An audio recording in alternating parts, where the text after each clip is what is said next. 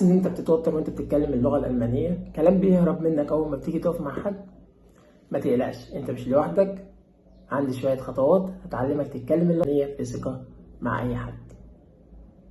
حضر قهوتك يا باشا ويلا نبدأ. هلو لويتي، معاكم مستر ابراهيم. مستر دي لغة انجليزية يا جماعة، ما صحصحوا معايا شوية يا جماعة.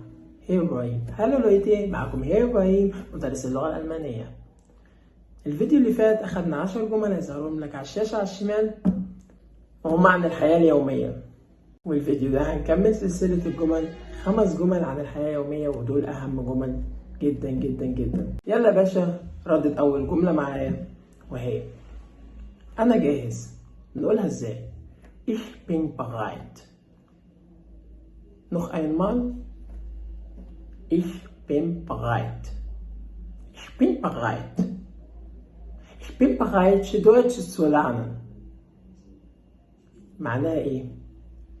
أنا مستعد أتعلم اللغة الألمانية. تاني جملة Ich habe keine Zeit. مرة أخرى Ich habe keine Zeit. Ich habe keine Zeit.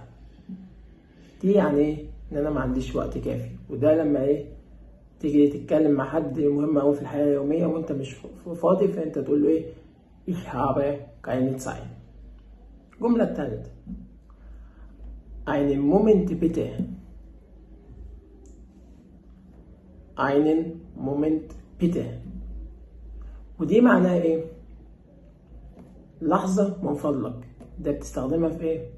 لو انت يعني مشغول شوية فبتقول له ايه؟ einen Moment bitte. اتأكد من حاجة. اوكي؟ الجملة الرابعة kein Problem. طبعا دي بتستخدمها في الحياة اليومية، ودي معناها ايه؟ يعني لا مشكلة.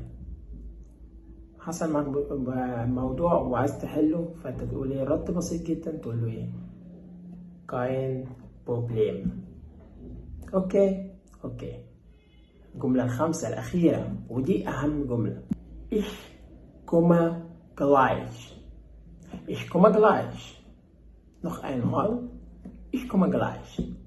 ودي جملة بتقول أنا آتي حالا. يعني بيبقى معاك مثلا بترن على صاحبك وتقول له تعالى، يقول لك ايه؟ انا جاي في الطريق حالا.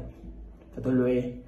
ich komme gleich. كده انتهينا من 5 جمل مهمين جدا في حياتنا اليومية، وخلينا نتكلم.